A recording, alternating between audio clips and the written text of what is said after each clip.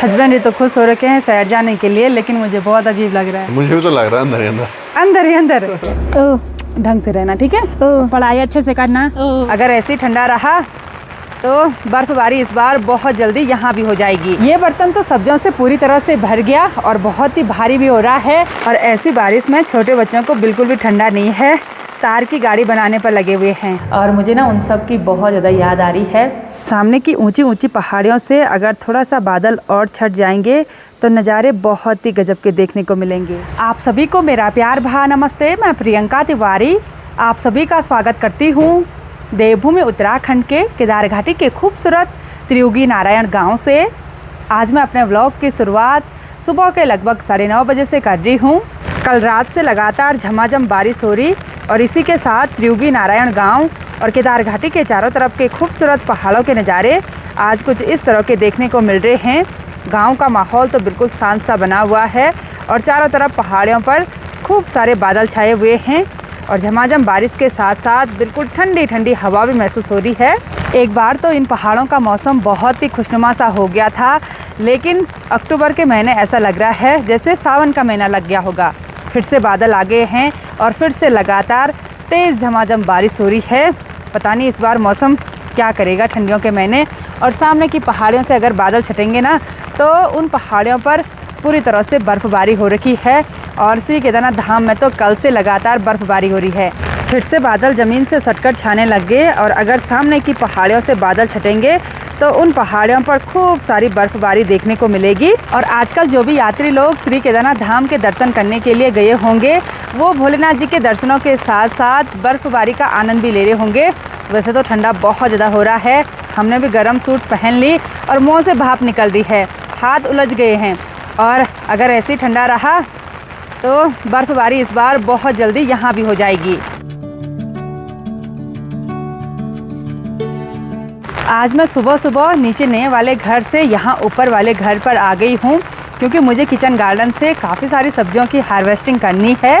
और लगातार अगर ऐसी बारिश रही तो इस आंगन में ये खरपतवार और भी बड़ी बड़ी हो जाएगी। जिस दिन मौसम सही रहेगा उस दिन इस आंगन की अच्छी तरह से साफ़ सफाई करनी पड़ेगी। और बालेश्वर सब्ज़ी निकालने लग गया है। यहाँ से इस करेले की बेल से करेले निकाल रहा है। मिल रहे हैं करेले?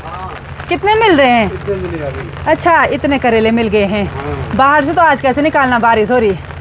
तो मैं पॉली हाउस के अंदर से निकालती हूँ, ठीक है? यहाँ पर है करेले। फ़ोन आ गया हस्बैंड जी का, मुझे लग रहा है। तो मैं चलती हूँ बिना देरी किए हुए यहाँ पॉली हाउस के अंदर। पॉली हाउस के अंदर छाता की बिल्कुल भी ज़रूरत नहीं है और यहाँ अंदर ना बाहर के हिसाब से थोड़ा बहुत गर्म लग रहा है। तो यहाँ से फटाफट से निकाल देते हैं ये मीठे करेले। ये देखिए इतने मोटे मोटे, इतने बड़े बड़े हो रखे हैं।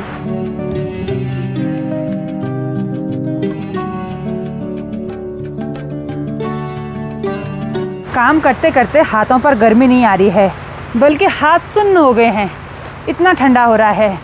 और वैसे करेले की बेल हो गई हरी हरी और वैसे करेले हो गए हरे हरे, दिखते ही नहीं है, ऐसे ढूंढना पड़ता है। फिर जाके नज़र आ रहे हैं और इतने करेले हमने निकाल दिए हैं। वैसे इतना काफ़ी होता है, लेकिन मैं सोच रही हूँ जब दिख रहे हैं तो निकाल देते हैं। भाई हाथ उलझ गए।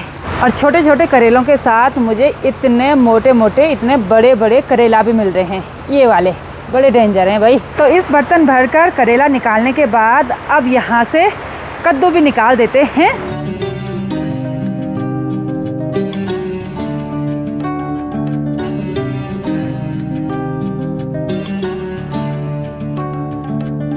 ये बर्तन तो सब्जियों से पूरी तरह से भर गया और बहुत ही भारी भी हो रहा है। तो अब मैं आपको एक एक करके दिखाती हूँ कि मैंने अपने पॉली हाउस के अंदर की क्यारियों से क्या क्या ऑर्गेनिक सब्जियाँ निकाली हैं। तो सबसे पहले हैं ये हरे हरे कद्दू, इसको हम खिरक्यानू बोलते हैं। 1 2 3 और एक 4। तो 4 ये कद्दू निकाले और उसके बाद कुछ ये बैंगन निकाले, कुछ हरे वाले हैं, कुछ ये बैंगनी वाले हैं और कुछ ये बिल्कुल बारीक वाले हैं। 2 कॉलीफ्लावर भी लगी हुई थी तो ये भी निकाल दी और साथ में ये मीठे करेले हैं। तो मैं जब भी अपने किचन गार्डन की क्यारियों में आती हूँ तो किचन गार्डन की क्यारियाँ मुझे निराश होने बिल्कुल भी नहीं देती हैं। खूब सारी ऑर्गेनिक सब्जियाँ आजकल मेरे किचन गार्डन में हो रखी है। तो इन सब्जियों को फटाफट पकड़ते हैं, चलते हैं नीचे नए वाले घर पर।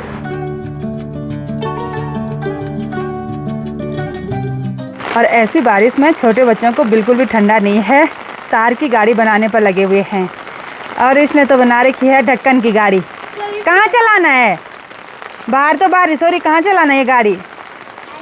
यहीं पे? अच्छा, तो लगे हुए हैं जोर लगाने पर। बढ़ नीचे गाड़ी। ओह, तो जैसे मैं यहाँ घर पर आई वैसे ही अभी हस्बैंड जी और सासू जी बिल्कुल तैयार हो रखे हैं और इनकी तैयारी हो गई है आज कहाँ जाने की? देहरादून जाने की। अभी तो बोल रहा है बारिश हो रही है, ठंडा हो रहा है, इसको देहरादून वाले घर में नहीं जाना है बोला, लेकिन ऐसे नहीं, एक दिन की छुट्टी ऑलरेडी कर दी है ना। और मैं देहरादून वाले घर में आज नहीं जा रही हूँ, बल्कि हस्बैंड जी और सासू जी जा रहे हैं अभी बेटे को छोड़ने के लिए। और हस्बैंड जी कुछ दिनों तक देहरादून वाले घर में ही रहेंगे। ठीक है? ठीक है। हाँ, और ख्याल रखना अपना, ठीक है? ठीक है। और मुझे ना आज बिल्कुल अजीब सा महसूस हो रहा है, मुझे ऐसा लग रहा है कि बच्चे को छोड़ने के लिए मैंने भी जाना था, लेकिन चलो कोई नहीं, मेरा यहाँ पर थोड़ा बहुत काम भी है, तो सब लोग जाएंगे तो फिर यहाँ का काम भी नहीं होगा। दोनों छाता में जाओ, पापा दौड़ के आएंगे ना, दादी और आप जाओ, ठीक है? चलो चलो, मैं नीचे तक छोड़ने के लिए आ रही हूँ। चलो चलो। हस्बैंड जी तो खुश हो रखे हैं शहर जाने के लिए, लेकिन मुझे बहुत अजीब लग रहा है। मुझे भी तो लग रहा है अंदर ही अंदर, अंदर ही अंदर। एक बारी के लिए तो मैं भी तैयार हो गई थी, लेकिन फिर ऐसे हुआ कि सब लोग एक ही बारी जा रहे हैं और यहाँ इस नए घर पर भी बहुत सारे गेस्ट आ रहे हैं, तो एक को तो यहाँ रहना ही पड़ेगा। सोनप्रयाग में तो प्रदीप देवर जी हैं, लेकिन यहाँ पर भी तो रहना पड़ेगा। मैंने इनको बोला कि मैंने कहा मैं चलती हूँ, ये बोले नहीं, वहाँ भी इनका कुछ काम है, तो फिर इन्हीं को जाना पड़ रहा है। और करवा चौथ के दिन क्या होगा देखते हैं, वीडियो कॉल पे करेंगे। वीडियो कॉल पे व्रत पूजन होगा, देखते हैं। आ भी सकते हैं घर, है ना? और ऐसे भी है ना कि आज नीचे जा रहे, फिर कल परसों ऊपर आना है, तो फिर वो भी बेकार हो रहा है। तो ये सभी लोग तो फटाफट से गाड़ी में बैठ गए हैं और थार गाड़ी से ही ट्रेवल करने वाले हैं, तो इनको बाय बाय बोल देते हैं। सब ने दरवाजे बंद कर लिए हैं क्योंकि बारिश की वजह से। मेरा बेटा आगे बैठेगा। बेटा ढंग से जाना, ठीक है? ठीक है। हाँ। और इन सभी के साथ बालेश्वर भी तैयार हो गया है। एकदम अचानक से बालेश्वर का प्लान बना देहरादून जाने का। ए जी जय वाह, ठीक है, जा वाह। ओ रे ओ, ठीक है, ठीक। ओ तुम भी ढंग से रहे वाह, दादी को परेशान मत करना, ठीक है? हाँ, आराम से रहना, ठीक है बच्चा? ठीक है, ढंग से रहना, ठीक है? पढ़ाई अच्छे से करना। हाँ, ऐसे नहीं कि ठीक है कर लूंगा पढ़ाई। अब 10-15 दिन के बाद दीपावली है, दीपावली के लिए घर आना है। ठीक है। हो सकता है कि पापा वहीं रहे ना, तो दीपावली के लिए साथ साथ घर आना। ठीक है? ठीक है मेरा बच्चा। वाह, बाय लड्डू।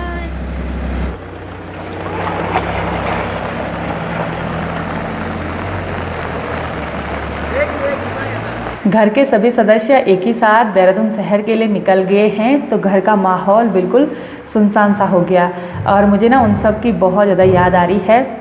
और आज किचन गार्डन से ढेर सारी सब्जियां मैं देहरादून वाले घर के लिए लेकर आई हूँ। वैसे मेरा प्लान भी था देहरादून जाने का, सोचा था कि 2-4 दिन रहेंगे फिर ऊपर आ जाएंगे, लेकिन फिर हस्बैंड जी और सासू जी का प्लान बना कि वो दोनों जाएंगे और मैं यहीं घर पर रहूँगी, क्योंकि यहाँ भी काम है, वहाँ का काम भी देखना है, तो फिर ऐसे ही प्रोग्राम बना। वैसे मेरा भी बैग पैक सब कर रखा था, तो कोई नहीं, कुछ दिनों के बाद अभी बेटा, सासू जी और हस्बैंड जी फिर से वापस घर पर आ जाएंगे दीपावलियों के लिए। और हो सकता है कि हस्बैंड जी उससे पहले भी घर आ जाएं, क्योंकि जिस हिसाब से वहाँ पर काम होगा उसी हिसाब से उनका प्रोग्राम बनेगा। तो मैं तो यहाँ सीढ़ियों पर बैठ गई हूँ, अब चलते हैं रूम में जाने का मन भी नहीं कर रहा है।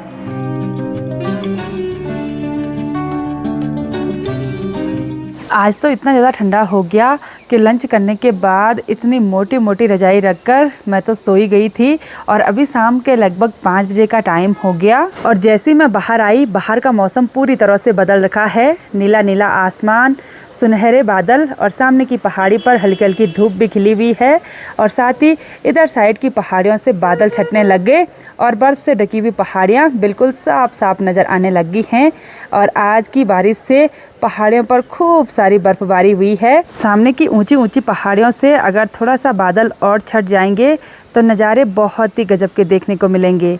अभी तक श्री केदारनाथ धाम के पीछे का जो हिमालय पर्वत है वो बिल्कुल भी नज़र नहीं आ रहा है, पूरी तरह से बादलों से ढका हुआ है। और शाम के टाइम हमारे घर की बालकनी से चारों तरफ के नज़ारे कुछ इस तरह के देखने को मिल रहे हैं। और मेरे मायके साइड तो अच्छी सी तेज़ धूप खिली हुई है, वहाँ की थोड़ा बहुत पहाड़ियाँ देखने को मिल रही हैं। ये देखिए जी, ये वाली पहाड़ियाँ, और साथ ही जो वो छोटे छोटे घर देखने को मिल रहे हैं ना, वो चोपता तुंगनाथ का एरिया देखने को मिल रहा है।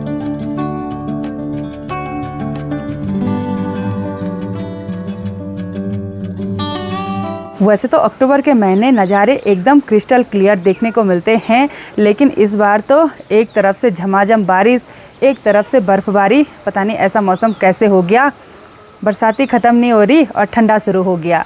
आज यहाँ घर पर फिर से गेस्ट आए हुए हैं, और वैसे तो जब से हमने अपने इस नए घर, नए होटल का उद्घाटन किया, तब से 2, 4, 5, 7 कमरे हमेशा लगे ही रहते हैं। और कल भी यात्री लोग रुके हुए थे, तो उनके लिए खाना हम ही ने बनाया, मैंने और मेरे स्टाफ ने मिलकर। वैसे तो किचन का स्टाफ भी है, लेकिन वो अभी सोनप्रयाग में हैं, वहाँ पर थोड़ा बहुत भीड़ भाड़ वाला माहौल होने लग गया।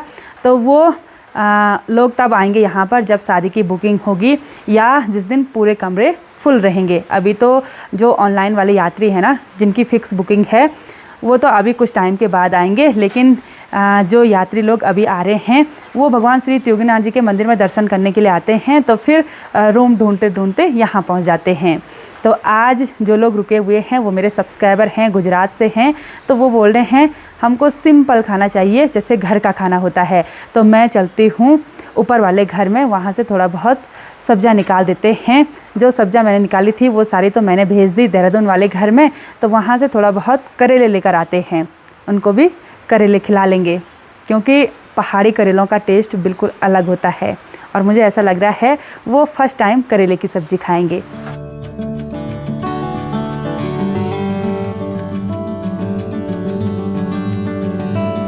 मैं आई हूँ अपने घर की छत पर, और यहाँ पर से शाम के नज़ारे कुछ इस तरह के देखने को मिल रहे हैं। और मैं आज अपने ही छत से सब्ज़ी निकालने वाली हूँ। ये है मीठे करेले की बेल, और इधर साइड ढेर सारे ये मीठे करेले लगे हुए हैं।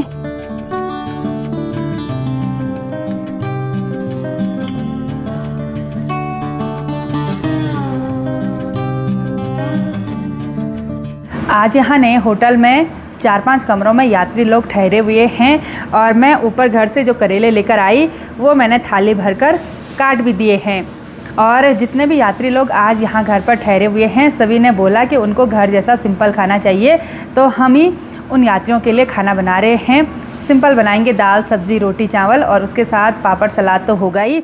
रात के लगभग 10:30 बजे का टाइम हो गया। होटल में रुके हुए सभी यात्री लोग डिनर करने के बाद सो चुके हैं।